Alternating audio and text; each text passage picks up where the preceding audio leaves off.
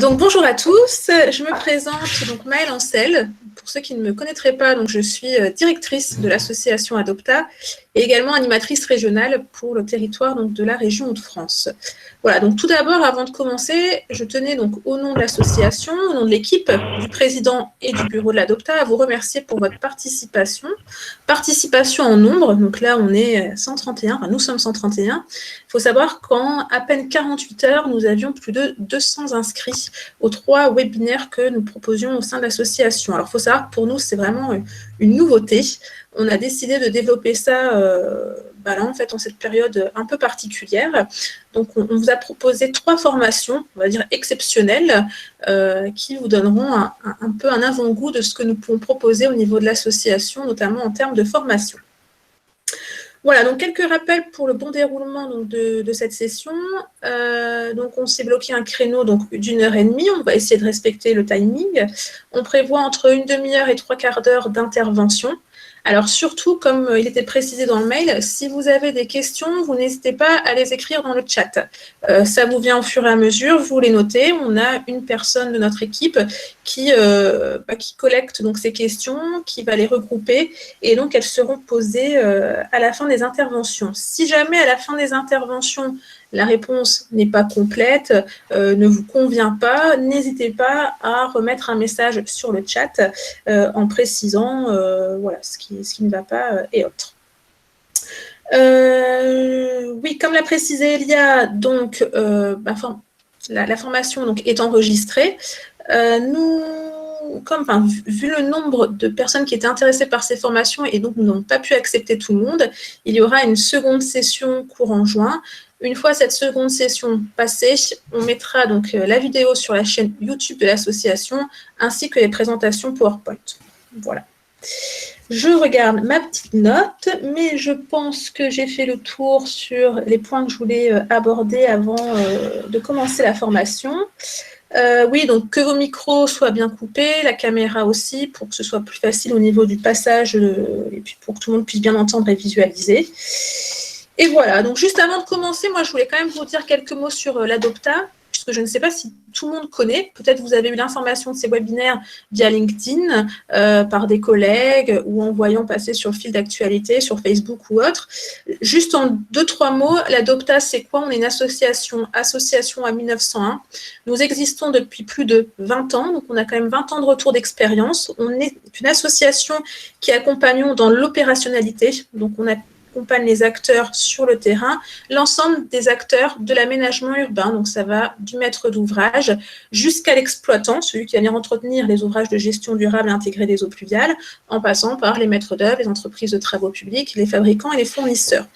Et donc là, au niveau de l'association, donc on réalise pas mal d'actions de sensibilisation et de promotion de la gestion durable et intégrée des eaux pluviales. Donc, on peut proposer des visites de sites, des conférences, des actions de sensibilisation auprès de différents corps de métier. Et puis, on fait également des formations à la demande. Donc là, voilà, nouveauté, formation d'1h30 sur des sujets bien spécifiques, mais on peut également proposer des formations un peu plus poussées qui peuvent aller d'une journée à 2-3 jours. Voilà, j'en dirai pas plus. Sachez aussi que à la fin donc, des 3 sessions de formation, nous vous enverrons un questionnaire.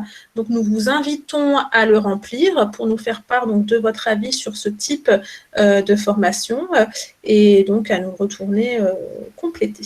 Voilà, je pense que j'ai tout dit. Maintenant, je vais laisser donc la parole. Donc, je disais une intervention à 3 voix. Donc, interviendront également Jean-Jacques Hérin, donc président de l'Adopta, mais je laisserai se présenter après. Et Elia Desmaux, qui est animatrice territoriale, donc sur, on va dire, la partie picarde de la région de France. Voilà, donc Elia, je te laisse la parole. Merci. Alors, moi, je vais commencer cette présentation en vous parlant des chaussées à structure réservoir en général, en vous présentant le principe général de ces chaussées. On commence tout de suite avec un schéma de principe. Une chaussée à structure réservoir, comme son nom l'indique, c'est avant tout une chaussée à laquelle on va ajouter une fonction hydraulique de gestion dite durable et intégrée des eaux pluviales. La gestion durable et intégrée des eaux pluviales, ça consiste à infiltrer la goutte de pluie au plus près de l'endroit où elle tombe. Et on va donc se servir de cet ouvrage, de cette chaussée préexistante qui est déjà prévue, pour gérer les eaux pluviales et pour donner deux fonctions à un même espace. Donc pour modifier cette chaussée de façon à ce qu'elle ait une fonction hydraulique, on va simplement modifier le corps de la chaussée. Au lieu d'avoir toute la gamme granulométrique, la première chose à faire, c'est d'enlever les gammes granulométriques fines, donc tout ce qui va être poussière ou gamme fine, pour avoir un indice de vide dans ce corps de chaussée.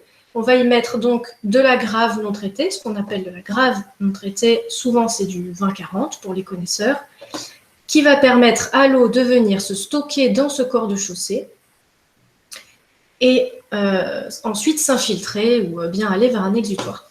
Donc, plusieurs façons pour l'eau de pluie d'entrer dans cette chaussée à structure réservoir. La première, c'est via un enrobé poreux qui laisse simplement l'eau passer à travers et venir dans la chaussée de cette façon-là.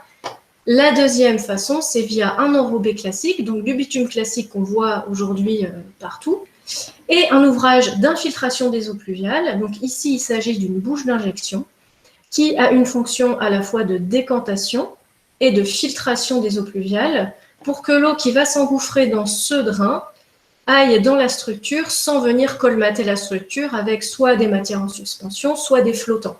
Donc tout est retenu ici dans la bouche d'injection. Donc voilà pour le principe général d'entrée de l'eau dans la structure. Ensuite, pour la sortie de l'eau, il y a deux façons de faire sortir l'eau de cette chaussée qui va tamponner et permettre de stocker les eaux pluviales temporairement. C'est soit par infiltration, en mettant un géotextile donc qui laisse passer l'eau, un géotextile perméable, soit avec un exutoire. Donc là, le cas de figure de l'exutoire n'est pas représenté sur ce schéma. Il est représenté sur ce schéma ici en bas. Et donc avec cet exutoire, on va mettre une géomembrane comme ici, donc quelque chose d'imperméable qui va permettre vraiment de retenir l'eau à l'intérieur de la structure pour ensuite l'emmener vers un exutoire avec un drain. Et ensuite, à la sortie de cet exutoire, généralement, on va retrouver un ouvrage d'infiltration après avoir traité l'eau qui a été amenée à cet endroit. Donc tous ces principes, ça vous amène, comme sur les 4 schémas ici, à 4 possibilités. Avec un revêtement poreux, l'eau s'infiltre à travers la chaussée et avec infiltration, on passe simplement à travers la chaussée, se stocke ici le temps qu'elle soit infiltrée. Avec un revêtement poreux et un exutoire, donc toujours pas de tuyaux, pas de fonte, pas de besoin d'ouvrage d'engouffrement des eaux pluviales, l'eau passe directement à travers l'enrobé poreux. Simplement, au lieu de s'infiltrer directement sous la chaussée, elle va être amenée, donc comme je le disais, à un exutoire. Dans le cas d'un revêtement étanche, donc c'est le même principe pour ce qui se passe dessous. Simplement, ici, au lieu que l'eau passe à travers la chaussée, elle va être amenée vers les ouvrages d'engouffrement des eaux pluviales. Voilà. Je vais vous montrer quelques exemples de ces 4 cas et ensuite, Maëlle vous parlera de l'entretien des enrobés poreux et puis de ces chaussées en général. Alors voilà un premier exemple. Ici, on est dans le cas d'une chaussée à structure réservoir de rétention, donc sans infiltration, avec un revêtement classique. Si vous avez des photos des travaux, c'est un site, c'est un parc d'activités qui a été construit dans la commune de Lauvin-Planck, dans le département du Nord. Donc avec un géotextile en blanc que vous pouvez voir ici, de la grave non traitée pour faire constituer le corps de chaussée, et en dessous, en fait, qui est protégé par le géotextile, vous avez la fameuse géomembrane imperméable. Donc, on voit cette géomembrane ici, qui est donc noire et qui va empêcher l'eau de s'infiltrer. Alors, pourquoi empêcher l'eau de s'infiltrer sous une chaussée réservoir? Simplement, quand vous êtes dans des zones un petit peu sensibles, ici, on était par exemple dans un champ captant d'eau potable irremplaçable. Donc, interdiction d'infiltrer directement dans cette zone-là.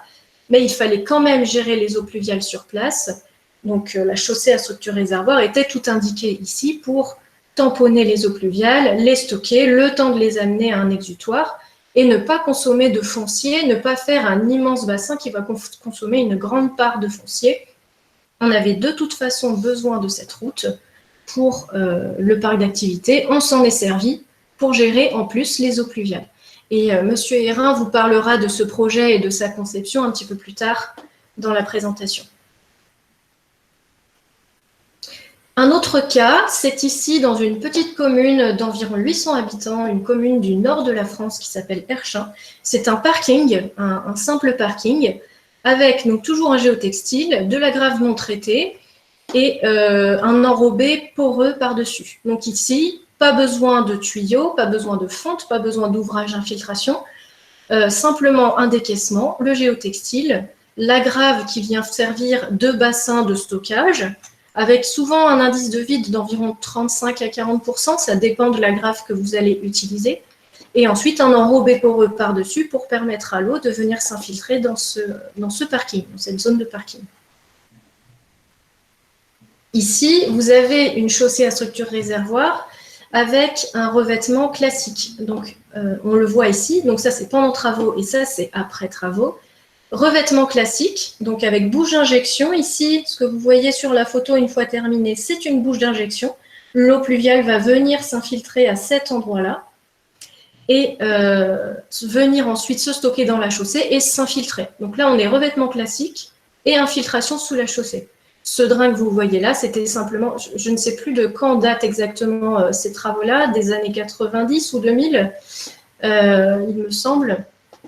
Et ce drap-là était en fait un exutoire c'était une surverse, c'était une sécurité. C'était le début de la mise en place des chaussées réservoirs dans le nord de la France, dans le Douaisis. Un autre exemple, rue du Marais Dauphin, toujours dans le nord, dans le Douaisis, ici avec enrobé poreux. Et sur cette photo, on voit bien la différence entre les places de parking qui ont été faites en enrobé classique, il me semble, pour protéger les différents réseaux qui passaient dessous, et qui ont été pantées vers l'enrobé poreux ici, donc la structure réservoir. Et sous cette partie en enrobé poreux, l'eau, quand elle tombe ici sur l'enrobé, elle ne fait pas de flaque, elle s'infiltre directement, tandis que sur l'enrobé classique, on le voit bien, l'eau reste un petit peu en surface. Alors, je vais maintenant vous montrer une vidéo que nous avons réalisée il y a quelques années maintenant et qui vous montre la capacité d'absorption d'un enrobé poreux. Si elle ne passe pas bien, il faudra nous le dire, on vous la... Éventuellement, on pourra faire en sorte de vous la montrer autrement. Donc voilà, je vous laisse voir la capacité d'absorption de l'eau de cet enrobé qui est de 2 cm par seconde lorsque l'enrobé est neuf.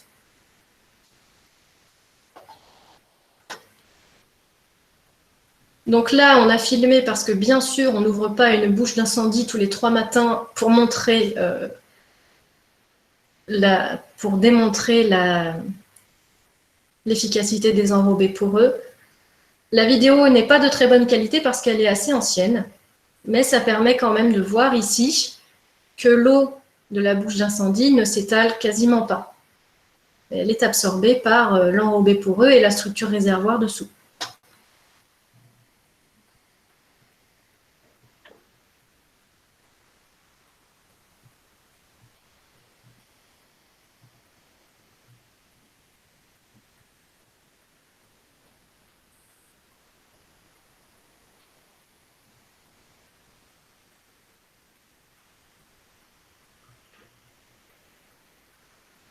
Et voilà, une fois l'eau arrêtée, on voit bien qu'elle est absorbée par l'enrobé poreux et qu'elle disparaît quasi instantanément.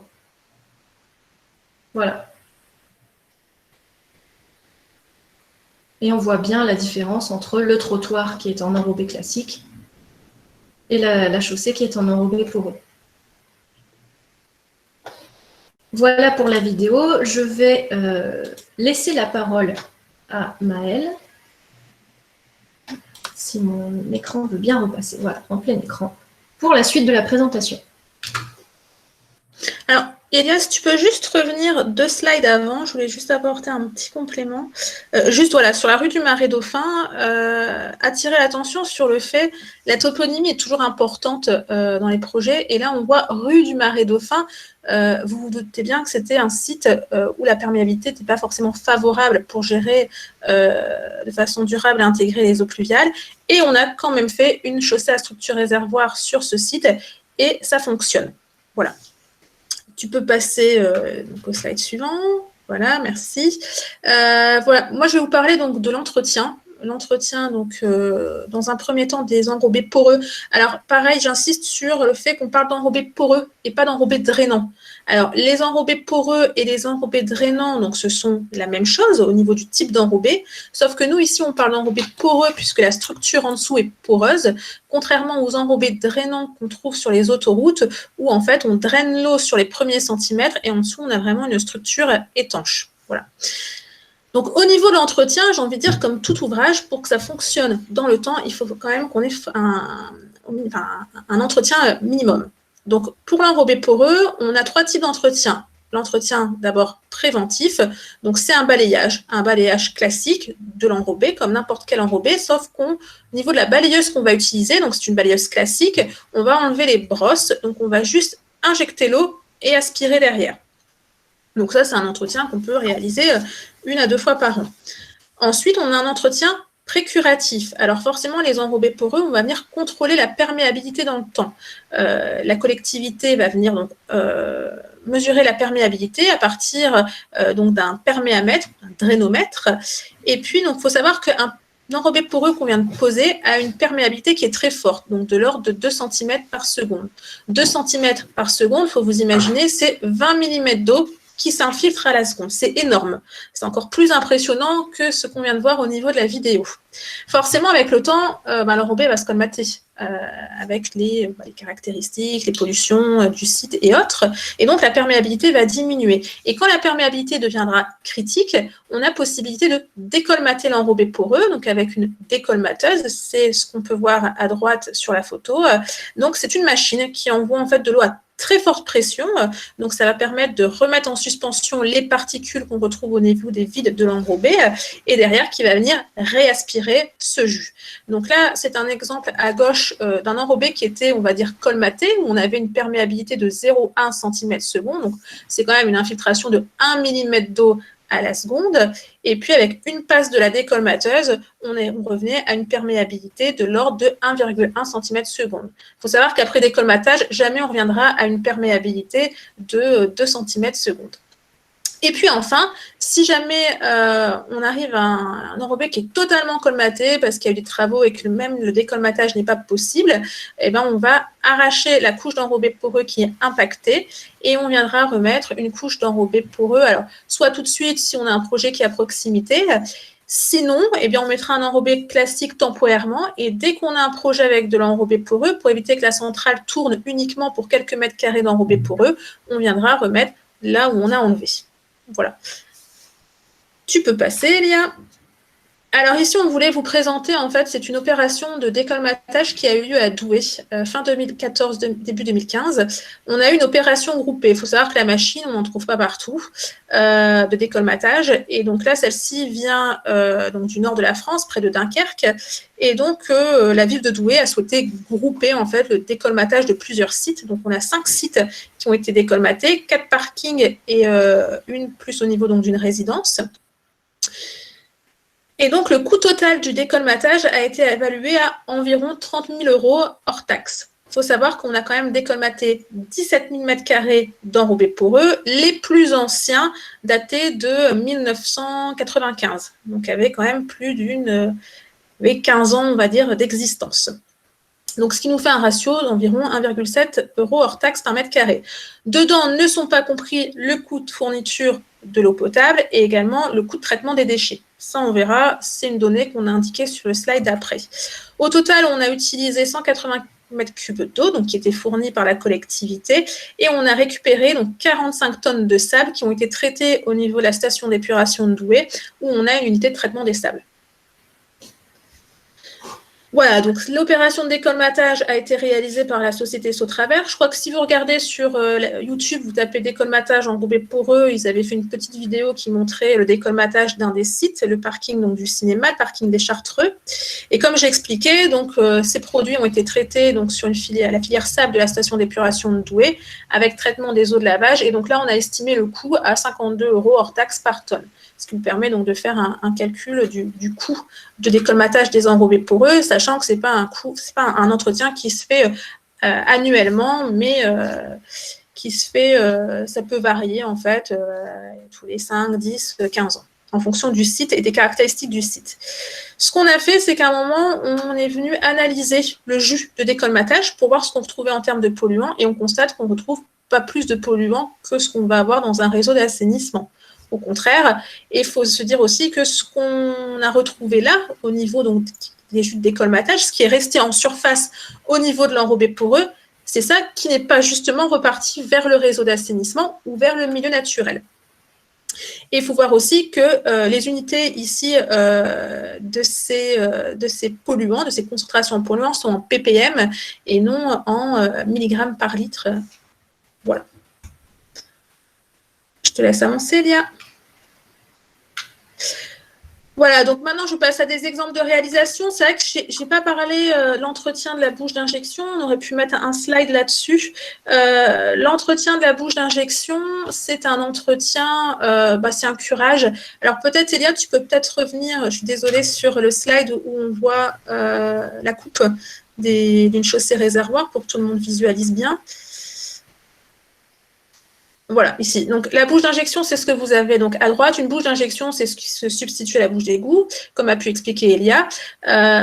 Sauf qu'on n'a plus de cloison syphoïde. On a une décantation donc, de 240 litres, puisqu'on sait que les polluants qu'on retrouve dans les eaux de ruissellement sont essentiellement particulaires. Donc, le meilleur moyen de les piéger, c'est de faire décanter. Et donc, on a un filtre qui est fixé contre la paroi.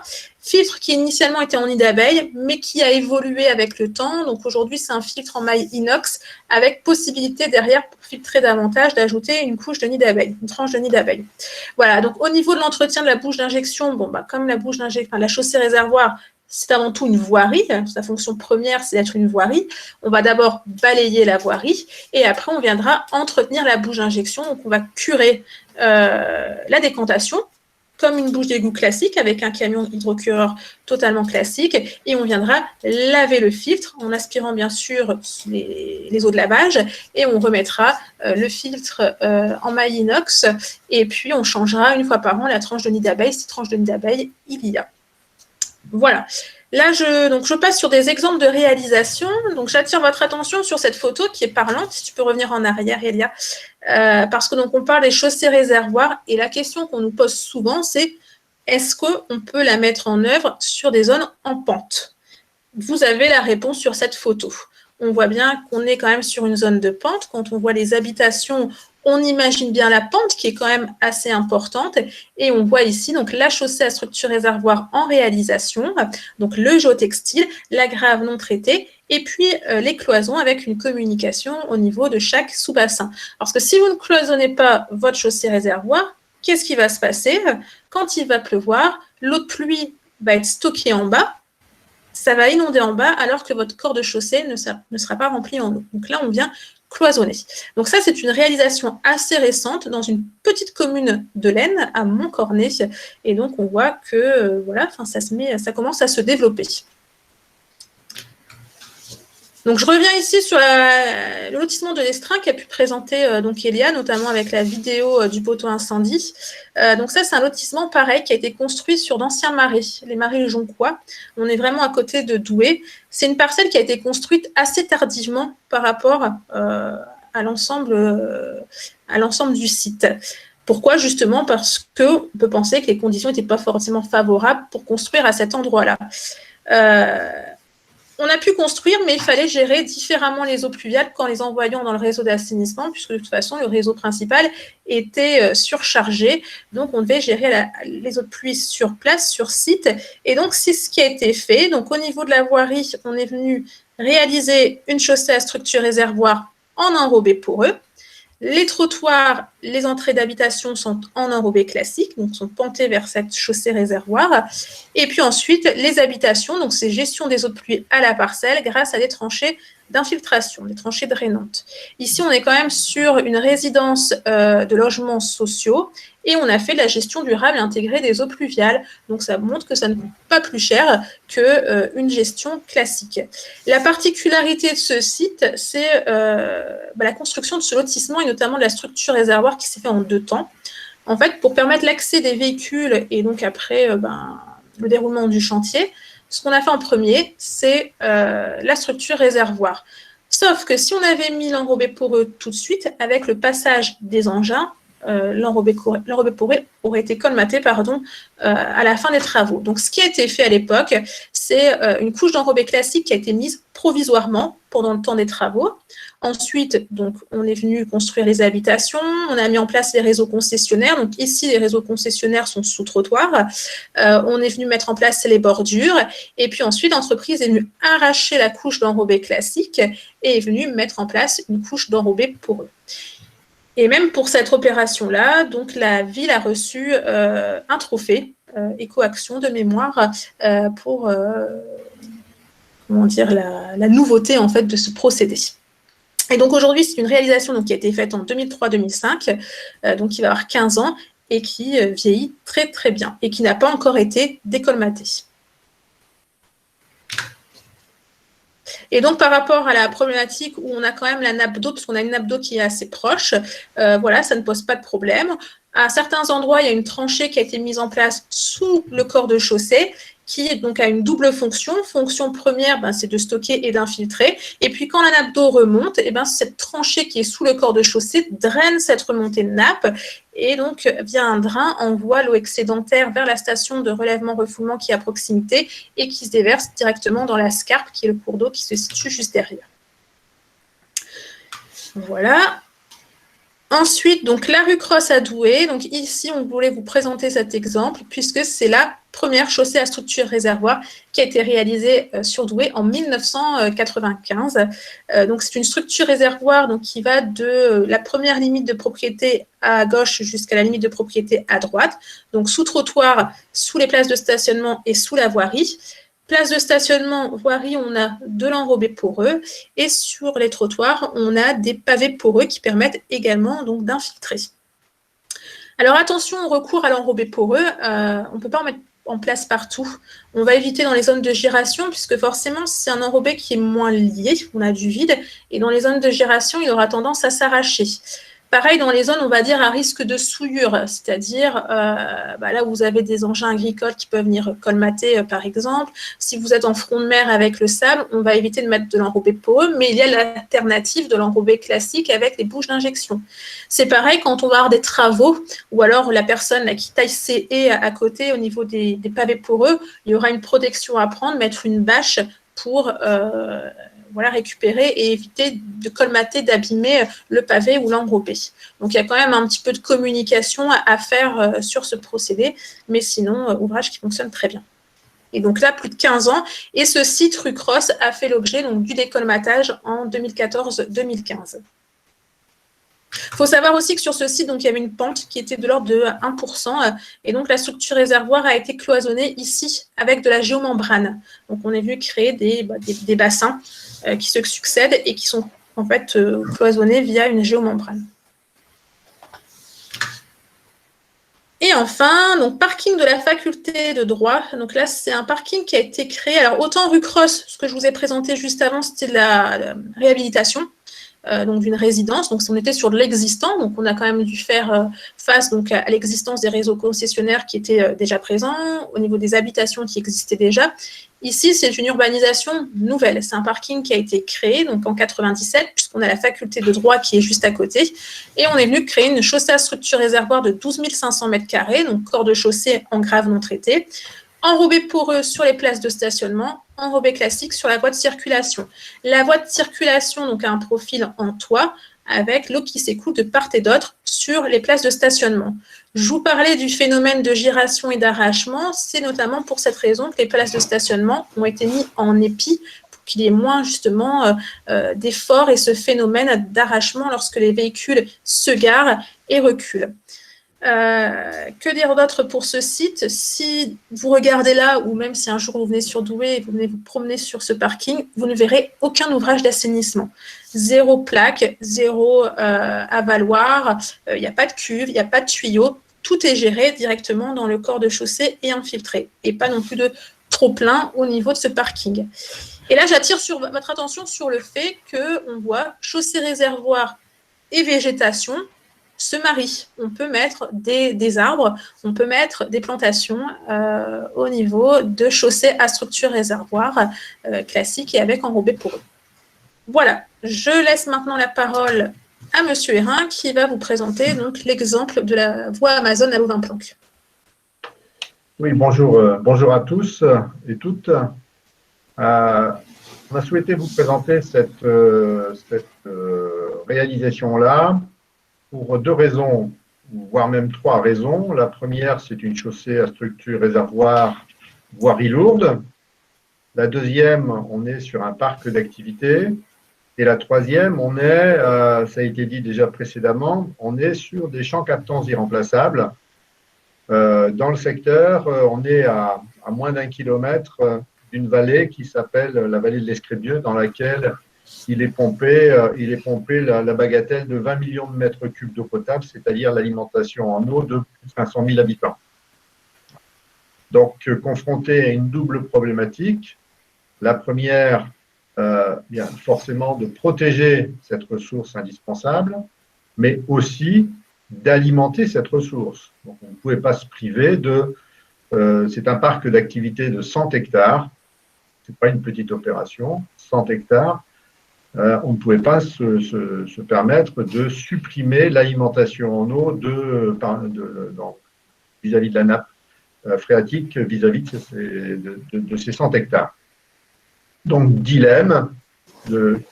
Et bien, ce dilemme, on l'a résolu avec un dossier loi sur l'eau, avec les dossiers ICPE, donc installation classée pour la protection de l'environnement, police de l'eau, DREAL, CODERST, etc. Et donc, ce parti d'aménagement, il a été tout à fait pensé et d'une certaine façon, de façon à pouvoir réaliser les choses tout en garantissant à la fois la pérennité des ouvrages, mais aussi la pérennité de la protection de la ressource en eau, donc sa qualité. Puisque la collectivité qui a réalisé ce parc d'activités, c'est un parc d'activités sous maîtrise d'ouvrage de la communauté d'agglomération du Louisie, et l'eau potable est pour aussi l'alimentation en eau de la communauté d'agglomération. Donc, à la fois contraint par l'exigence d'alimentation, mais aussi contraint par le respect de la qualité. Et alors, ce qu'il faut en plus savoir, c'est qu'on est sur un bassin versant dont la pente, naturellement, bien sûr, va vers cette vallée de l'Escrébieux. Donc, on devine un petit peu dans la photo de gauche avec un cordon de végétation. Voilà. Et en dehors de cette vallée, pas d'autre exutoire possible, et donc obligation de tout gérer sur place d'une part, mais en plus, comme il y a une pente et que cette pente se dirige avant la vallée, il y a une route à grande circulation et hors de question qu'en cas d'orage extrêmement important, il y ait un risque d'inondation et de devoir couper la circulation sur cette voie routière importante. D'où la nécessité et le parti de gérer l'orage centenal en termes de dimensionnement. Alors, vous voyez que sur cette photo de gauche, vous avez des bâtiments d'importance, et celui qui est au premier plan, c'est un petit bâtiment de 100 000 m², 10 hectares de bâtiment d'un seul tenant, avec un nom que vous connaissez tous, qui s'appelle Amazon. La parcelle de terrain allouée à ce bâtiment, c'est 23 hectares, et l'ensemble des eaux pluviales est géré sur site. Alors, comment on a réalisé ça? On va passer à la diapo suivante, qui est un schéma de principe. Voilà. Eh bien, on a divisé les types d'eau potentielles en considérant qu'elles ne sont pas toutes de même qualité et ne présentent pas forcément toutes les mêmes risques. On est sur un parc d'activité où il n'y a pas d'activité fortement polluante. Le seul risque de pollution est issu des accès poids lourds, pour faire simple. Et donc, les eaux de toiture sont considérées propres. Elles sont donc gérées directement par infiltration, système de Noue. L'ensemble des espaces alloués aux véhicules légers, y compris leur parking, on est en infiltration directe, sans autre procédé. Reste la problématique des aires accessibles aux poids lourds. tant en domaine public qu'en domaine privé. Donc, premier élément très important, c'est donc ne pas mélanger tous les types d'eau.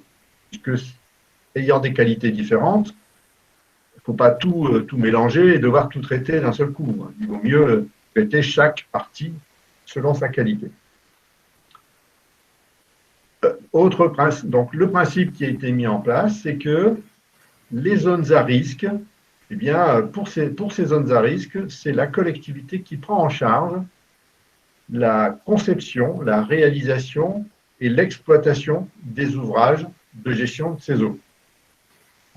Je rassure tout le monde, pas aux frais de la collectivité. Pour la partie privative, les coûts sont refacturés aux bénéficiaires, donc à l'installation privative. Je vous rassure, on ne fait pas de cadeau à Amazon. Et donc, mais c'est la collectivité qui en prend la responsabilité, et ça, vis-à-vis de l'administration et de la police de l'eau, ça a été un élément absolument déterminant sur la possibilité de réalisation de ce parc d'activité de 100 hectares. Voilà.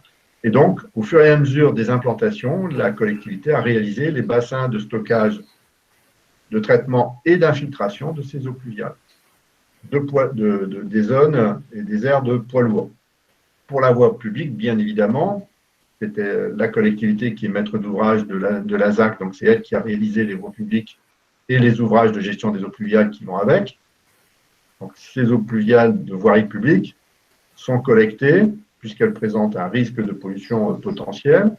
Elles sont stockées dans des bassins qui vont permettre de faire de la rétention et du traitement, et l'infiltration se fait à l'issue de ces bassins de rétention.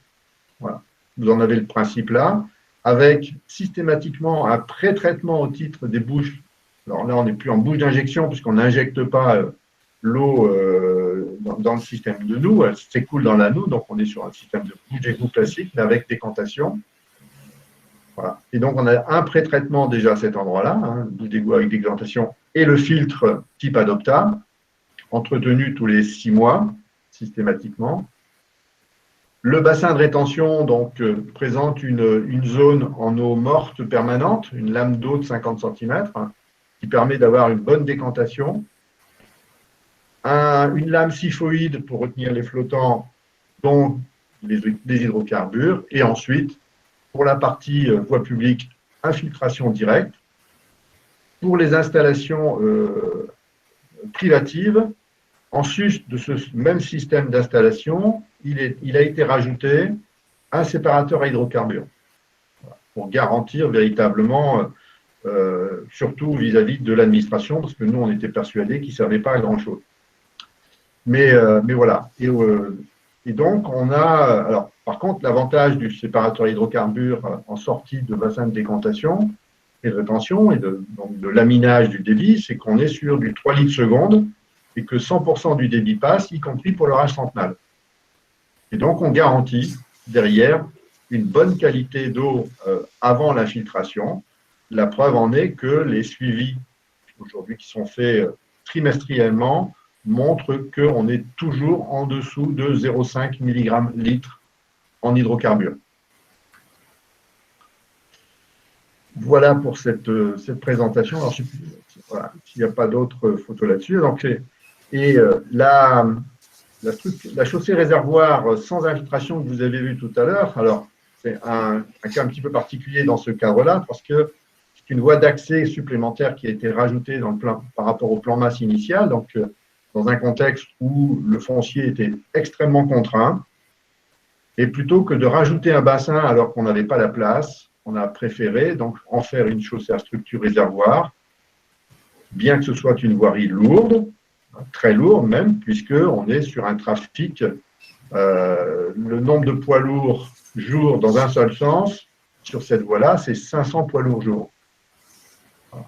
Donc on est sur de la voirie vraiment tout à fait lourde.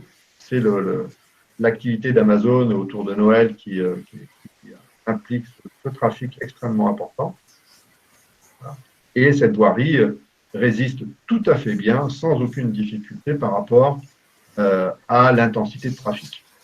Alors, Bien sûr, dans ce cas-là, on n'utilise pas les enrobés poreux puisqu'on est sur du poids lourd, on est sur du risque de pollution non négligeable, donc il faut le prendre en compte, d'où enrobé classique, bouche d'injection qui assure déjà le pré-traitement et un pré-traitement complémentaire des eaux à leur sortie de la vidange de cette voirie réservoir. Et là aussi, on garantit des teneurs en hydrocarbures inférieures à 0,5 mg/litre. Pour rappel, le meilleur séparateur hydrocarbures entretenu garantit 5 mg/litre. Voilà.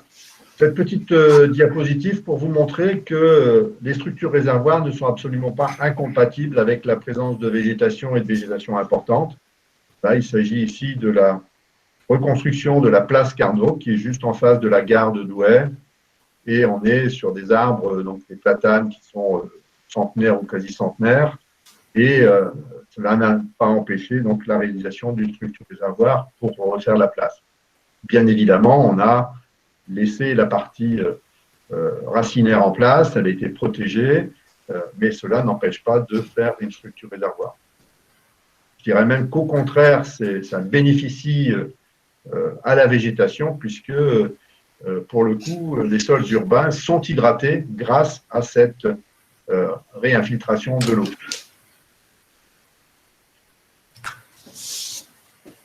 Voici une autre photo. Là, on est sur le parking du complexe cinématographique. Voilà. Donc, d'ailleurs, petit élément intéressant, c'est que vous êtes sur un parking donc en enrobé poreux, qui permet donc de gérer les eaux pluviales du parking lui-même. Mais vous voyez au bout de la photo un mur, c'est le mur du complexe cinématographique d'Issal. Et les eaux pluviales du bâtiment, de la toiture de ce bâtiment, sont injectées dans la structure réservoir du parking. Donc le parking sert à la fois de gestion de ses propres eaux pluviales, mais aussi celle du bâtiment. Et vous voyez là l'opération de décolmatage, donc Maëlle vous a présenté tout à l'heure. Vous avez à gauche l'enrobé décolmaté et à droite donc l'enrobé avant décolmatage. On voit bien la différence. Alors, soit dit en passant, la perméabilité d'un enrobé poreux à 2 cm/s quand il est neuf, 2 cm/s, c'est l'équivalent de 7,2 mètres d'eau en 1 heure. Je dis bien 7 mètres d'eau en 1 heure, c'est-à-dire plus de 2 fois la pluviométrie annuelle de l'île de la Réunion. Pour vous donner un petit comparatif, et tout ça en 1 heure.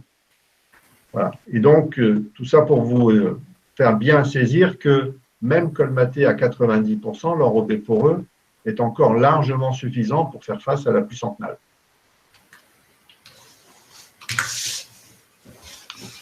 Voilà les petits retours d'expérience qu'on voulait vous montrer. On a vu passer pas mal de questions et donc on va pouvoir vous apporter un certain nombre d'éléments de réponse à l'ensemble de ces questions. Et pour cela, on s'est organisé et je crois que c'est Manon qui va nous les livrer en essayant de les regrouper par thématique. Voilà, donc moi je vais laisser la parole à Manon Paradowski. Donc Manon qui est notre nouvelle animatrice au sein de l'Adopta et qui donc intervient, qui est basée à Metz et qui intervient donc depuis peu sur le bassin Rameuse. Voilà, donc Manon, on te laisse nous exposer les questions et donc on va essayer d'apporter les réponses. Et comme je l'expliquais au démarrage, surtout n'hésitez pas, si la réponse ne vous satisfait pas et pas assez complète, vous remettez un message sur le chat. Vas-y Manon. Donc bonjour à tous, on a eu effectivement un grand nombre de questions, donc j'ai essayé de les regrouper par thématique. Donc j'espère qu'on pourra apporter des réponses à l'ensemble de vos questionnements. Alors quelques questions concernant les enrobés poreux. Quelle est la nature de l'enrobé poreux? S'agit-il d'un enrobé drainant? Alors, Maëlle a apporté déjà un début de réponse tout à l'heure. Enrobé poreux, enrobé drainant, c'est la même formulation. La seule chose qui diffère, et elle est fondamentale, c'est que la mise en œuvre ne se fait pas du tout sur le même type de support. Et donc, un enrobé poreux, et c'est pour ça qu'on utilise bien le terme d'enrobé poreux, on est sur une structure qui, elle aussi, est poreuse. Et donc, la circulation de l'eau est absolument différente. Dans un enrobé drainant, la circulation de l'eau se fait dans l'épaisseur des enrobés poreux, c'est-à-dire 6 cm au maximum. Et donc, les phénomènes de colmatage, les phénomènes de circulation de l'eau sont extrêmement différents. On n'a pas de phénomène de colmatage important comme on les a sur des structures imperméables avec les enrobés poreux, parce que la vitesse d'écoulement et la circulation de l'eau est verticale dans le cadre des enrobés poreux, et donc on n'a pas, même s'il y a un endroit qui se colmate, à côté ça ne se colmate pas, et donc ça continue à fonctionner. En revanche, sur une autoroute, le seul endroit où on a du décolmatage naturel, c'est l'endroit où on a la bande de roulement des véhicules, c'est-à-dire quelques dizaines de centimètres sur l'ensemble de la voirie. Et donc, on peut avoir un phénomène de colmatage, de non-circulation de l'eau en dehors de cette bande de décolmatage naturel par l'effet de succion des pneus. Voilà. Donc, c'est tout à fait important de bien distinguer en termes de sémantique enrobé poreux et enrobé drainant. Donc, juste pour compléter par rapport à la question de Robin qui est venu là en dernier, la fréquence en fait de l'entretien préventif, c'est comme un entretien en fait d'une voirie classique. Enfin, c'est un balayage, comme j'expliquais, sauf qu'on enlève les brosses. Ça va être la même fréquence. On va être à aller 1 à 2 fois par an en termes d'entretien. En tout cas, nous, c'est le retour qu'on en a aujourd'hui. En revanche, le précuratif, donc le décolmatage, alors ça dépend bien évidemment de l'environnement de la structure qui a été réalisée, mais dans des conditions normales d'utilisation, on est sur un décolmatage tous les 15 à 20 ans. Voilà, c'est pas tous les ans, c'est pas tous les 3 ans, c'est vraiment tous les 15 ou 20 ans. Exceptionnellement, dans le cas où on a des réalisations qui sont très contraintes en termes d'environnement, on va peut-être avoir un décolmatage tous les 5 ans, mais c'est vraiment absolument exceptionnel. La règle générale, c'est plutôt même 15 à 20 ans. Donc, une autre question concernant les enrobés poreux. Quelle est la durée de vie de ce type d'enrobé? La durée de vie, eh bien, ce n'est pas tant l'enrobé que le vieillissement de la structure. En fait, une chaussée à structure réservoir avec enrobé poreux, c'est ni plus ni moins qu'une chaussée, qu'une voirie souple. Pour les spécialistes de la voirie, ils vont comprendre. En fait, on a beaucoup moins de déformation dans une voirie, dans une chaussée à structure réservoir, même avec enrobé poreux ou sans enrobé poreux d'ailleurs, parce que c'est une voirie souple. Voilà. Et vraiment, si vous avez l'occasion de venir sur Douai, vous avez pu voir la photo de la rue Cross. Donc, c'est une voirie qui a plus de 20 ans d'âge, presque 25. À 25 ans d'âge, elle a un taux de vieillissement qui est meilleur qu'une voirie classique. Une voirie classique, elle n'est jamais étanche. Or, on veut qu'elle soit étanche, puisque le premier ennemi de la voirie, c'est l'eau. Nous, on met l'eau dans la voirie, mais elle est conçue pour cela. Ce qui fait qu'une voirie classique, un enrobé classique n'est jamais étanche à 100%, et surtout pas en vieillissant. Pour ça, d'ailleurs, qu'on fait des joints de couture, qu'on fait de l'entretien, etc. Et comme il y a dans la structure même de la voirie toute la partie granulométrie fine, c'est quoi? C'est notamment des argiles, des siltes. Et c'est eux qui vont être gonflants en présence d'eau. C'est pour ça qu'on dit que l'ennemi de la voirie, c'est l'eau. Mais dès lors qu'on enlève cette partie donc, fragile qui vient déstabiliser la voirie, dans une chaussée à structure réservoir, finalement, on enlève l'élément qui est à l'origine de la fragilité d'une voirie. Et du coup, ça vieillit très bien. Et donc, troisième question, donc, concernant les enrobés poreux, quelle est la hauteur des couches conseillées avec enrobés poreux pour permettre la circulation et quelle est la différence d'épaisseur par rapport à une voirie classique? Alors, selon bien sûr le type de trafic, mais on va être sur des épaisseurs du même type. Les entreprises de réalisation, il y a deux écoles. Soit on met une grave traitée poreuse entre l'enrobé poreux et le 20-40, le 20-80, le 20-120 qu'on a utilisé pour le corps de chaussée, soit on met juste une petite couche d'accrochage et on pose l'enrobé poreux dessus. La différence va être, la résistance mécanique, c'est-à-dire que si on veut des classes de trafic plus importantes, il faudra passer à la couche de graves traitées poreuses pour avoir cette portance supplémentaire. Lorsqu'on est sur du lotissement classique, on peut très bien s'en affranchir. Voilà, donc il y a ces deux écoles avec les conditions de classe, de catégorie de voirie. Mais sinon, l'enrobé poreux lui-même a une pérennité qui est au moins égale à celle des enrobés classiques. Et l'épaisseur d'enrobé poreux est la même que l'épaisseur d'un enrobé classique, quoi. On est sur 5-6 cm d'enrobé poreux, quoi. Donc, nous avons ensuite plusieurs questions concernant les drains de surverse. Est-ce que les drains de surverse de sécurité en cas d'infiltration sont obligatoires?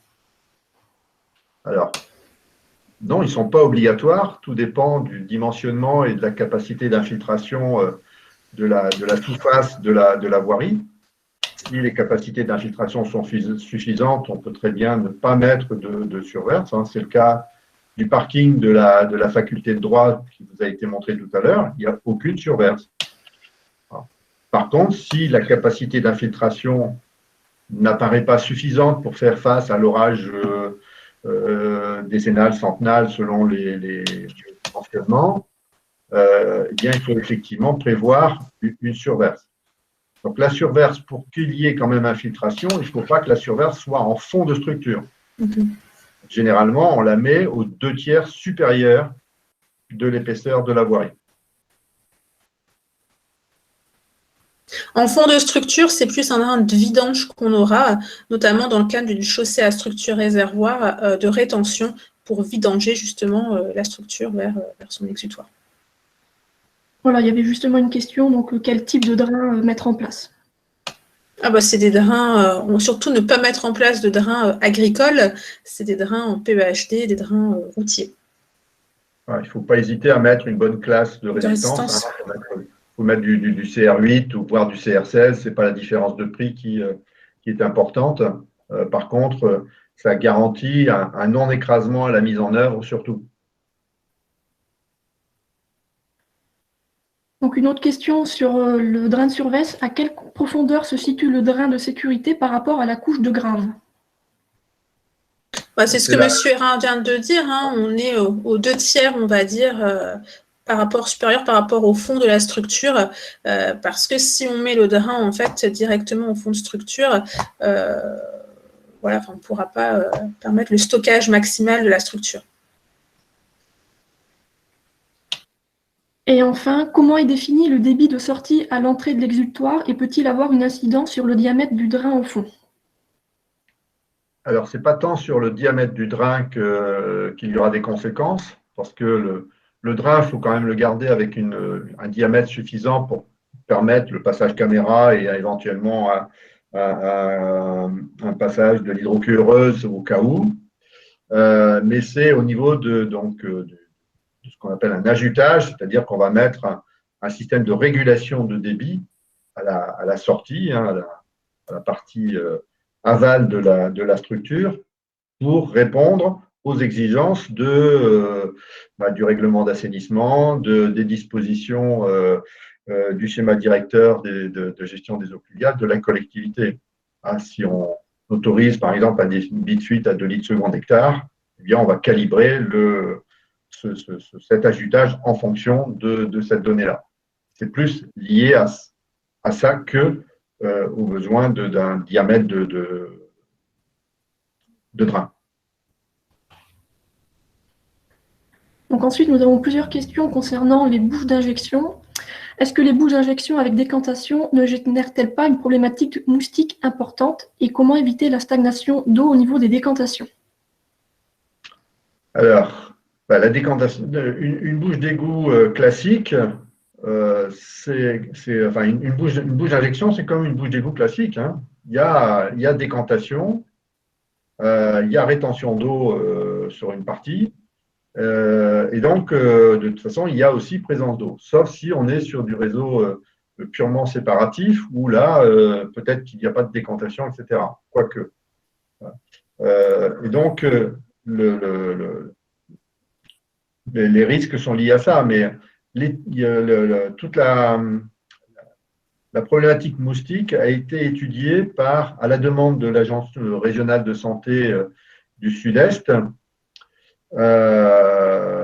Et l'étude a dû être portée par le GREI ou par le Grand Lyon, si je ne m'abuse. Et les résultats sont extrêmement probants. Il n'y a pas plus de risque de moustiques avec l'ensemble des techniques alternatives qu'avec de l'assainissement traditionnel. Il y a même plus de risques avec l'assainissement traditionnel. Voilà, donc ça, c'est l'étude de terrain qui a été réalisée qui le démontre.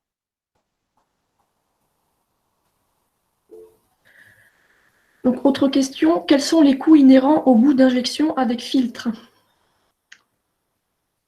Alors, le principe de la bouche d'injection, en dehors de son système de filtre, c'est ni plus ni moins qu'une bouche d'égout classique. Donc, on est sur le même type de coût. La seule chose qu'il faut préserver, c'est une décantation 240 litres utile minimale. Mais on a ça dans le commerce classique de la bouche d'égout classique. Le seul surcoût par rapport à une bouche d'égout classique, c'est le système de filtre et qui est fourni, posé de l'ordre de, autour de 200 € par unité. Voilà. C'est le seul surcoût qui apparaît. Et on a notamment une question concernant l'entretien. Donc, quel matériel faut-il pour nettoyer les filtres des bouches d'injection? Ça, c'est avec un matériel tout à fait classique, hein. C'est le camion hydrocureur classique qu'on utilise pour la partie décantation. Et après, avec un simple jet d'eau, enfin, voilà, vous avez le tuyau d'arrosage, le tuyau qui est branché au niveau du camion hydrocureur. On passe un coup de jet d'eau et puis on vient nettoyer le filtre. Donc, j'ai vu passer une question également.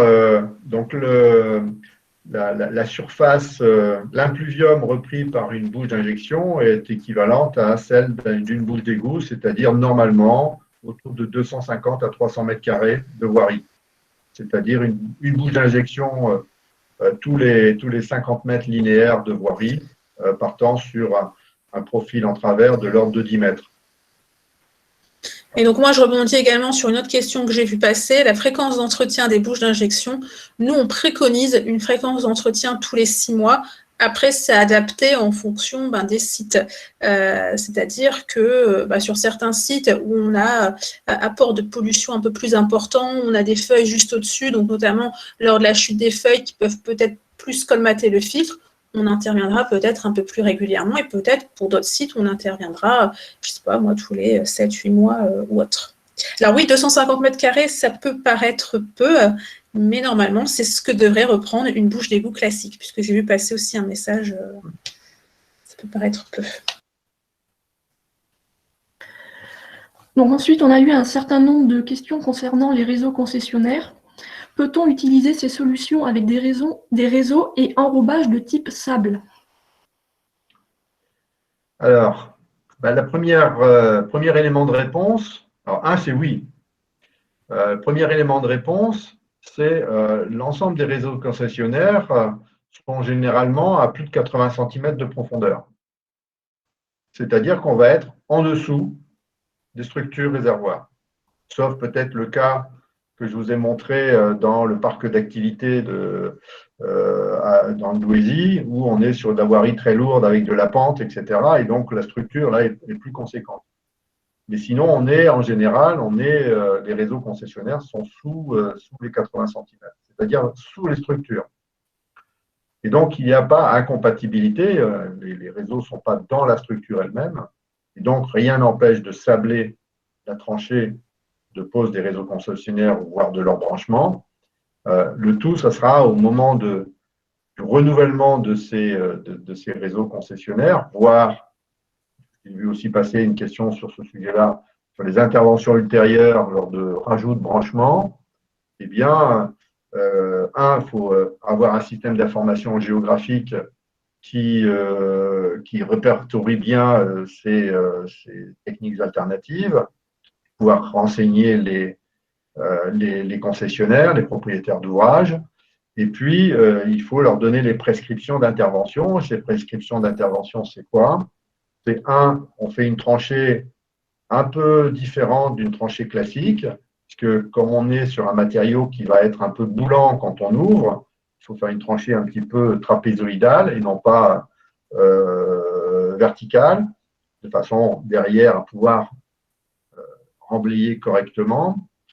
Ces matériaux vont être gardés sur place, ça va générer aussi une économie, on n'aura pas de déblai remblai à apporter. Et puis donc il y a intervention, remise en place du géotextile comme il faut, etc., remise en place de la grappe non traitée. La seule chose qui change, c'est que si on est en enrobé poreux, Maël l'a un peu évoqué, mais je le redis très clairement là, la centrale enrobée ne va pas faire fonctionner pour faire 5 mètres carrés d'enrobé poreux. Donc le parti qui a été pris ici sur le Douaisis par les collectivités, c'est que quand il y a un concessionnaire qui intervient en enrobé poreux, eh bien, il remet des enrobés classiques sur cette tranchée. Et ce n'est pas quelques mètres carrés d'enrobés classiques qui vont venir faire dysfonctionner l'ensemble. Et la collectivité propriétaire de l'ouvrage avec enrobé poreux vient remettre des enrobés poreux le jour où elle a un chantier. Ok, merci. Donc, vous avez répondu à un certain nombre de questions concernant le réseau concessionnaire. Donc, on en a encore une autre. Certaines communes sont frileuses dans l'installation d'enrobés poreux, notamment en centre-ville, car elles craignent que les interventions sur les réseaux, creusement de fouilles et mise en place de rustines, entraînent des perturbations du système dans le temps et des difficultés techniques. Avez-vous été confronté à ce type de problématique ou de réticence et quelles réponses avez-vous pu apporter? Je pense que la première chose à faire, c'est surtout d'accompagner les propriétaires de réseaux concessionnaires pour les rassurer sur la façon de faire. Voilà, je pense que c'est vraiment le premier point. C'est normal qu'ils soient désorientés vis-à-vis de quelque chose auquel ils n'ont jamais été confrontés. Donc, c'est de les accompagner, de les informer, de les accompagner, et ça se passe bien.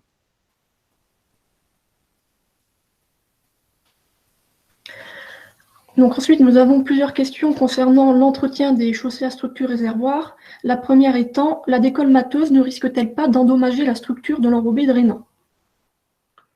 Alors, il y a potentiellement un peu d'arrachage, mais c'est vraiment epsilon. Voilà, c'est vraiment extrêmement peu. Et un enrobé poreux, après 25 ans d'âge, est bien moins dégradé qu'un enrobé classique sur une voirie qui vieillit pas forcément très bien.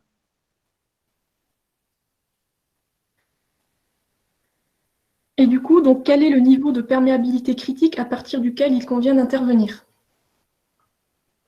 Alors, les opérations de décolmatage qui ont été faites dans le Douaisis, j'allais dire, ont été faites plutôt par confort. On a évoqué tout à l'heure une perméabilité résiduelle à 0,1 cm par seconde. C'est encore 1 mm par seconde. 1 mm seconde, c'est 3 mètres d'eau à l'heure. Voilà. Il y a 3600 secondes dans une heure. Voilà. Donc, ça veut dire qu'on est face encore à des perméabilités suffisantes. Donc, c'est plus de la sécurité pour se faire, pour avoir bonne conscience, j'allais dire, mais on pourrait attendre un colmatage extrêmement fort. Alors, il y a eu un cas où on a fait du décolmatage parce que le colmatage là était vraiment complet. C'est dans une opération un peu particulière où un chantier a emprunté une voirie avec enrobé poreux. Et le chantier, quand vous avez les constructions d'habitation, vous savez que les toupis de béton aiment bien gagner du temps et donc ils ont tendance à, une fois le béton livré, de nettoyer leur toupie un peu sur la route. Voilà. Eh bien, c'est ce qui malheureusement est arrivé. La détense de béton a colmaté la structure d'enrobé poreux. Eh bien, on a décolmaté, parce que là, vraiment, pour le coup, c'était complètement colmaté.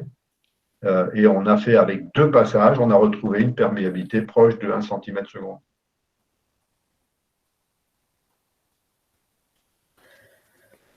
Donc ensuite, nous avons une question concernant la pente et le cloisonnement. À partir de quel pourcentage de pente faut-il cloisonner la chaussée à structure réservoir? Alors, ce n'est pas tant le pourcentage de pente qui importe, c'est surtout le volume de rétention dont on a besoin. Voilà, donc c'est un calcul mathématique de volume compte tenu de la pente qu'il faut faire. Bon, mais dès lors que vous êtes en dessous de 1%, on n'a quasiment pas besoin de cloisonnement. Hein, où le cloisonnement, il va se faire tous les 150 mètres, voilà, voire plus. Donc, on n'est pas sur c'est pas un cloisonnement tous les 10 mètres. Hein. Voilà. Ceci étant, j'ai fait l'exercice de style pour vis-à-vis d'une voirie à pente à 10%. Eh bien, la solution structure réservoir reste une très bonne solution. Et le cloisonnement se fait dans ces cas-là. Il y a là aussi tout un calcul en fonction de la pluviométrie que l'on prend en compte. Mais en gros, c'est un cloisonnement tous les 50 mètres, c'est-à-dire là où on a une bouche d'égout ou une bouche d'injection.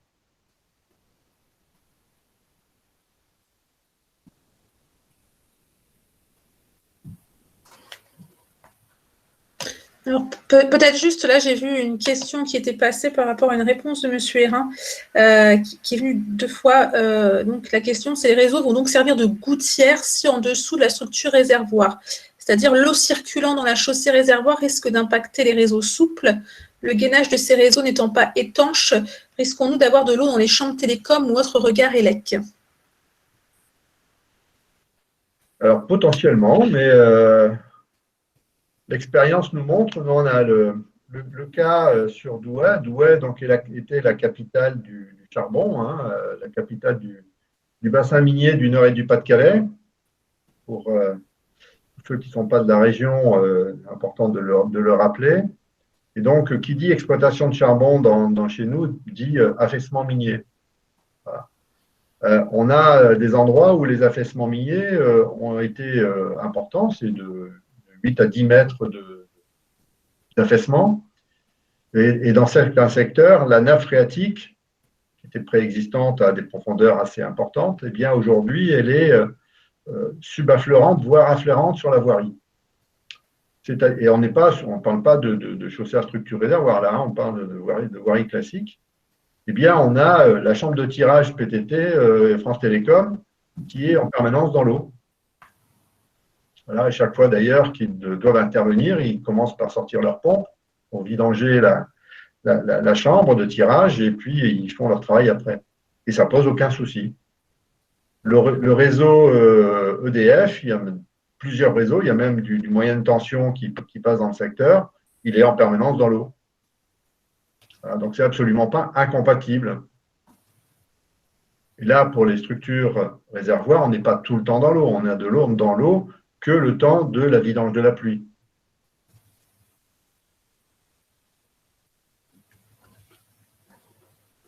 Et juste en complément, donc, puisqu'on a parlé de la pente des cloisons, je viens de voir une question qui est apparue. Donc, en fait, le cloisonnement peut se faire avec une géomembrane, mais en effet également avec des ouvrages béton, comme on voit là sur la photo, la page d'accueil en fait du PowerPoint. Et donc, pour que ça communique entre chaque bassin, on peut avoir en effet un drain. Et donc, l'importance quand même d'avoir un regard de visite au niveau de chaque cloison pour venir vérifier le fonctionnement. Ensuite, on a une question. Quel est le comportement de ce type de chaussée en cas de gel-dégel? Alors, Gel, dégel. Alors, il gèle de moins en moins souvent, mais bon, mais ça peut arriver, effectivement. Eh bien, le comportement la première chose, c'est que pour qu'il gèle en profondeur, pour que le gel descende dans la terre, donc dans une structure réservoir, c'est pareil, il faut quand même qu'il gèle quelques jours, déjà à une certaine température négative importante, et donc ça veut dire qu'il n'a pas plu, puisque s'il gèle, il ne pleut pas. Donc ça veut dire qu'on a toutes les chances que la structure soit vidangée. Le temps de vidange, il est de 24 à 72 heures selon le type de pluie que l'on prend en compte. Donc ça veut dire qu'en 72 heures, le gel, il n'a pas descendu à 20-50 cm de profondeur. Quand bien même, imaginons qu'il y ait, pour des raisons X ou Y, un dysfonctionnement, la vidange ne s'est pas faite, l'infiltration n'a pas eu lieu, il gèle, eh bien comment ça va se comporter? Vous faites l'expérience, vous prenez une bouteille d'eau en verre que vous remplissez à moitié d'eau et vous la mettez au congélateur, mais sans bouchon. Vous prenez la même bouteille d'eau, vous la remplissez complètement, vous mettez un bouchon, vous la mettez au congélateur. Là, elle casse. Le gel ne peut pas s'expanser. Eh bien, dans une chaussée à structure réservoir, si tant est qu'il gèle fort et qu'il reste de l'eau et qu'elle gèle, l'eau et le gel, la glace va pouvoir s'expanser. Et comme on a des matériaux qui sont insensibles à la présence de l'eau, eh bien, il n'y a aucun souci. Donc, pas de barrière de dégel à mettre en place sur des chaussées à structure réservoir.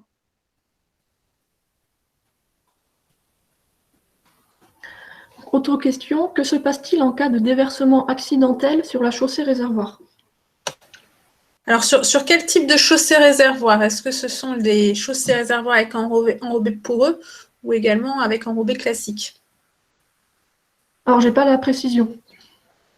Alors, accident de poids lourd, par exemple, c'est tout. Donc, plutôt classique, j'imagine. Il faut savoir que moi, je prends le cas, par exemple, d'une chaussée réservoir avec enrobé poreux. Bon, le risque de pollution accidentelle est quand même minime puisque l'enrobé poreux, on va plutôt le mettre en place sur des parkings, dans des résidences. On ne va pas forcément mettre en place. C'est pas comme l'enrobé drainant, justement, qu'on met en place sur les autoroutes. Donc, mis à part le camion poubelle qui passe et qui...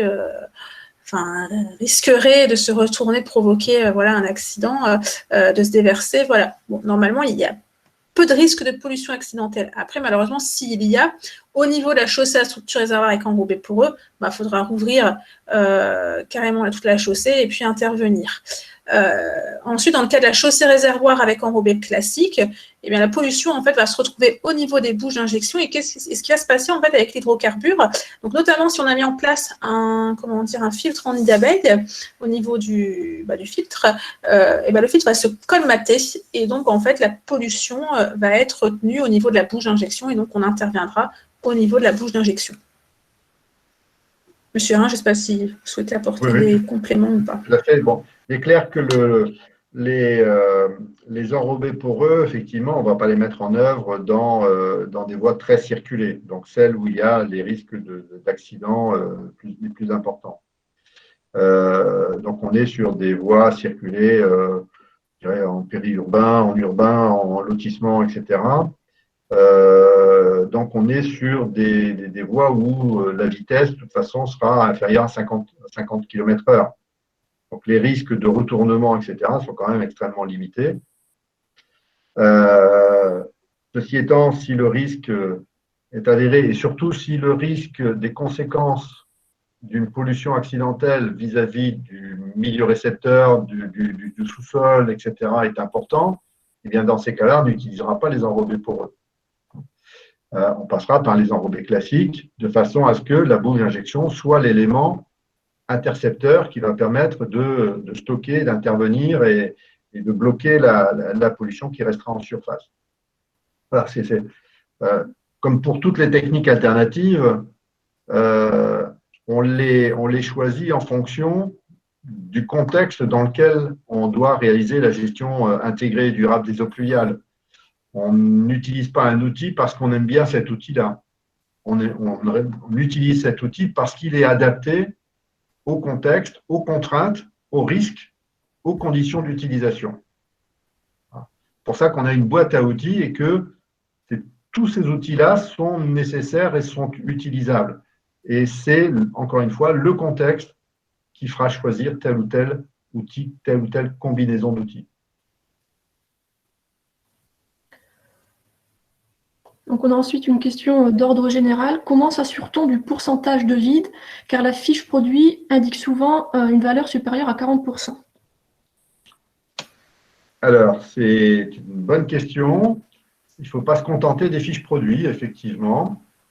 Alors aujourd'hui, il n'existe pas encore de protocole officiel pour tester et vérifier cet indice de vide, mais Adopta y travaille. On a déjà mis en place un document qui permet donc de tester cela. Ça s'appelle des planches d'essai. On vient vérifier, alors on le fait tous les 5 camions, tous les camions, enfin, en fonction de la fréquence qu'on veut se donner, peut-être en fonction de la confiance qu'on a ou qu'on n'a pas de l'entreprise et de son fournisseur. Et on va faire une planche d'essai. Donc, ce qu'on en fait, eh bien, on réalise de plusieurs manières. Là, on est en train de travailler sur réaliser quelque chose qui soit facile à réaliser et rapide. C'est de prendre donc un contenant dans lequel on va verser donc une quantité de matériaux apportés. Une fois qu'on a le volume du contenant et le contenu de cailloux, on rajoute de l'eau et on vérifie que la quantité d'eau apportée représente bien l'indice de vide attendu.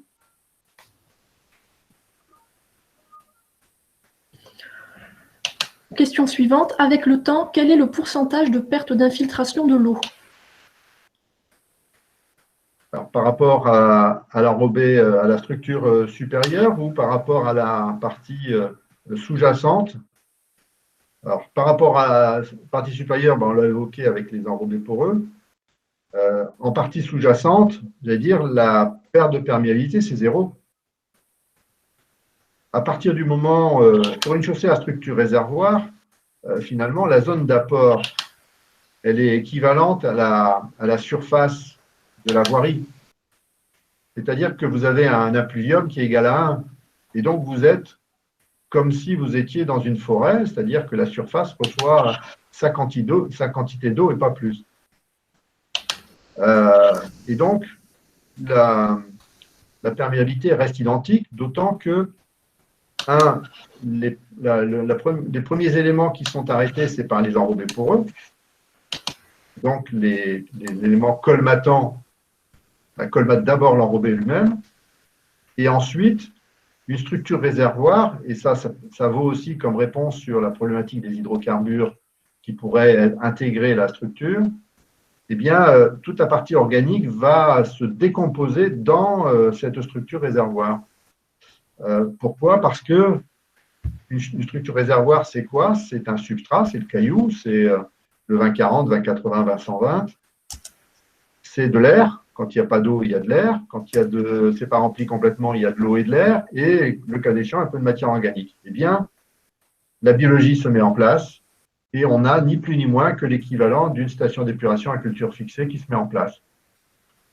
Et ces éléments-là ont été démontrés par une très bonne étude dont on tient que l'on tient à votre disposition si vous en avez besoin. C'est l'étude du professeur Pratt, PRA2T, qui a démontré en Angleterre pendant 3 ans cet élément-là et a mis en lumière que 97% des hydrocarbures rentrant dans une structure de ce type-là disparaissaient.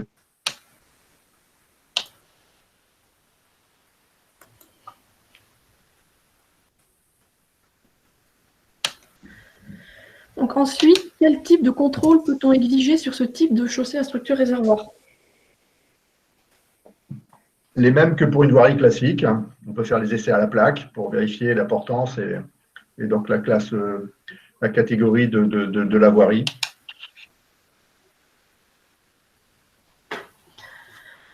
Donc Maëlle, à un moment donné, tu as parlé de pavés poreux au niveau de zones de trottoir. Donc on a une question. Pourriez-vous expliquer un peu plus les pavés poreux? Alors, j'invite la personne à venir la semaine prochaine, puisqu'on a une formation qui sera dédiée aux revêtements perméables. Donc, on pourra présenter en fait en détail les différents types de revêtements pour eux. Puisque donc là, le temps avance, il nous reste 5 minutes. Donc, voilà, je propose que cette réponse, cette question, on apportera la réponse la semaine prochaine. Et donc, je propose qu'on puisse avancer sur les dernières questions. Donc, je poursuis. En situation d'infiltration, avez-vous déjà eu des cas de diminution de la portance du sol en fond de forme? Jamais. Jamais. C'est en cas de terrain compliqué, une chaussée à structure réservoir, finalement, se comporte même mieux pour les raisons que j'ai évoquées tout à l'heure. C'est qu'en fait, on a un système de voirie souple. Voilà, et donc, les défauts de portance du sol en place encaissant la voirie vont forcément être un peu plus absorbés par la voirie dont le corps de chaussée accepte un petit peu de déformation. Peut-on prévoir une alimentation en eau des zones de végétation qui sont à proximité de la chaussée réservoir? Alors, clairement, la chaussée réservoir, l'infiltration de l'eau contenue dans la structure réservoir, cette infiltration, elle va se faire prioritairement verticalement, mais aussi, le cas échéant, latéralement. Et ça sera plutôt le fait de la différence d'hygrométrie dans le sol qui fera que l'eau circulera d'une façon ou d'une autre. Voilà, je pense que ça, c'est tout à fait important, donc, puisque l'eau peut circuler dans le sol un petit peu dans tous les sens, hein, y compris remonter par capillarité, et donc par effet de succion aussi. Et donc, la présence de végétation à côté d'une structure réservoir peut très bien bénéficier de cette eau qui est réinjectée dans le sol avec un cheminement de l'eau complexe en fonction d'un tas d'éléments, la perméabilité, la structure du sol, la présence de végétation, l'hygrométrie, etc., etc. Alors, juste avant, Manon, je vois qu'il y a quand même pas mal de personnes qui commencent à nous quitter. N'hésitez pas à laisser un petit message sur le chat en disant, voilà, si la formation, c'était intéressant, vous avez appris des choses, sachant que vous aurez quand même le formulaire qui vous sera envoyé à la fin. Si jamais vous devez nous quitter et qu'on n'a pas répondu à votre question, ne soyez pas frustrés, n'hésitez pas à nous l'envoyer par mail. Vous pouvez l'envoyer à contact@adopta.fr. Et puis, on ne manqueront pas de vous apporter une réponse. Et puis, comme je vous l'ai dit au démarrage, donc la formation a été enregistrée. Nous allons proposer une seconde session très prochainement. Dès que la deuxième session sera passée, nous mettrons sur la chaîne YouTube, mais on fera un post sur LinkedIn et sur le site internet. Nous mettrons donc l'enregistrement sur la chaîne YouTube avec la présentation PowerPoint. Voilà, je te laisse poursuivre. Il nous reste encore quelques minutes. J'ai encore 5 questions à peu près. Existe-t-il des chaussées à structure réservoir avec des équipements pour des prélèvements d'eau dans le sol? Et si oui, quel est l'impact sur le coût de l'installation? Alors, Adopta a développé une étude de recherche-développement appliqué, qu'on appelle TAM, Technique alternative au regard des micropolluants, et qui vise à regarder la qualité de l'eau qui s'est infiltrée en dessous de deux techniques alternatives différentes, les NOU et les structures réservoirs, justement. Voilà. Mais ce sont des installations expérimentales. Il n'existe pas aujourd'hui je dirais, dans les réalisations courantes, de dispositifs similaires. Mais c'est possible.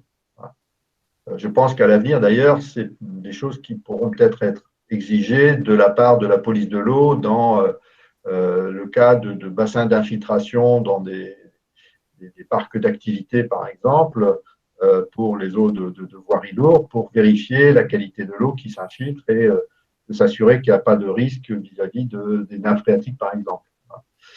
Mais ces dispositifs sont relativement faciles à faire. Hein. C'est qu'on vient, alors si on est sur de la conception neuve, on le fait avant de faire les bassins ou avant les structures.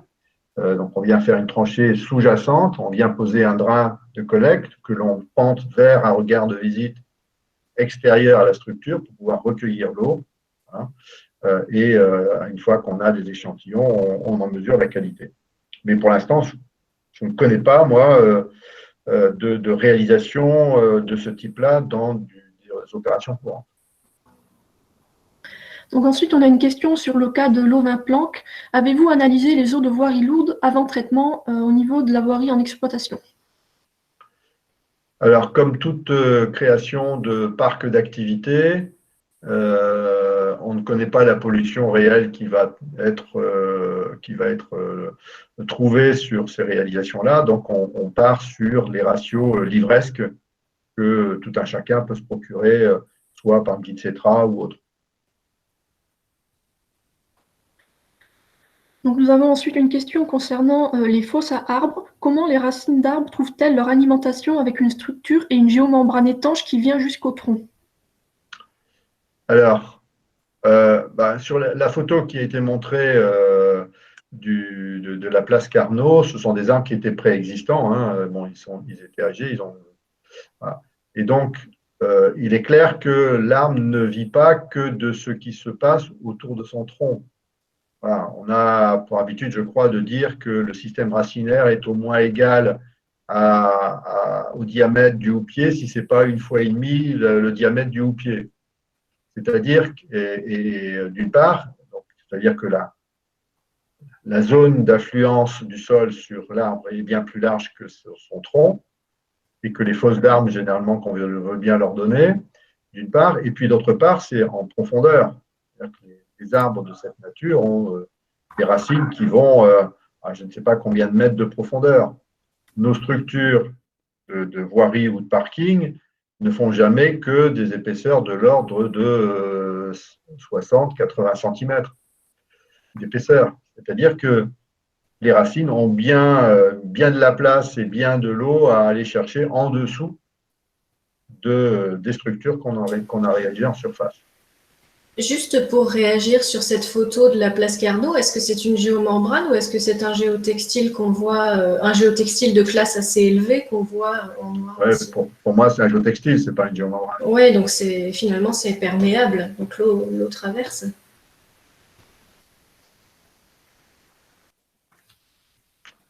Allez Manon, encore 2-3 questions. Justement, par rapport aux fosses à arbres, on nous demandait quelle était la part de racines qui était située en terre.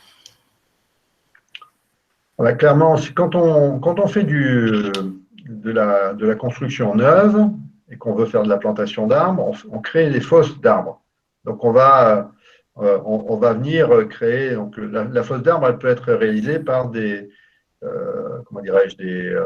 entourages béton qui feront, par exemple, 2 mètres de diamètre, mais qu'on ne va pas mettre très profondément. Ils vont être d'1 mètre, 1,50 m, 2 mètres au maximum de profondeur. Et l'arbre va pouvoir se développer, certes, dans cette partie limitée, mais surtout avec des racines non pas traçantes, mais pivotantes pour aller chercher de quoi vivre en dessous des structures. Voilà. Donc, la fosse d'arbre est plutôt pour éviter le développement racinaire qui irait prioritairement dans la structure réservoir. Même si la végétation, en général, n'aime pas le vide.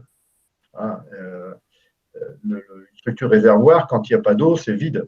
C'est vide en dehors du caillou, donc il n'y a pas beaucoup d'intérêt. On connaît certes le développement racinaire des peupliers dans les réseaux d'assainissement, mais c'est guère peut-être la seule espèce végétale qui a tendance à rentrer dans les réseaux d'assainissement. Voilà. Sinon, les arbres, ils vont aller puiser ils ont besoin de matière organique, ils ont besoin de micro-éléments divers et variés, et donc ils vont aller chercher dans la terre et non pas dans la structure réservoir. Voilà, donc nous avons balayé l'ensemble des questions qui ont été posées pendant la présentation donc, des 3 intervenants. Peut-être juste un point qu'on n'a pas abordé, c'est les aides financières sur ces solutions. Donc, sous certaines conditions, vous pouvez vous pouvez obtenir une aide des agences de l'eau. Alors, pas forcément toutes ne financent pas les structures enterrées, mais la plupart si. Donc n'hésitez pas, dès qu'il y a un projet, et à bien solliciter en amont les agences de l'eau pour voir si le projet est éligible à des aides financières ou pas. Voilà, bah écoutez, je pense qu'on a fait le tour. On avait commencé avec 5 minutes de retard, on finit avec 5 minutes de retard, donc on reste bien dans les 1h30 qui nous étaient imparties.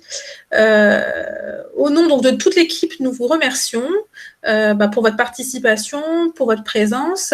Nous étions à peu près 150 participants. On est resté à 140 une bonne partie de la présentation. Donc, merci à tous. Et puis, n'hésitez pas surtout à nous contacter si vous avez des questions, si vous souhaitez venir à Douai, une fois que ce sera possible, au-delà des 100 km, à venir voir un peu ce qui se fait et à venir échanger avec nous. Je ne sais pas si vous voulez dire un mot pour finir, Monsieur Hérin. Non, moi, je veux remercier cette large participation. On était très agréablement surpris des inscriptions massives et extrêmement rapides.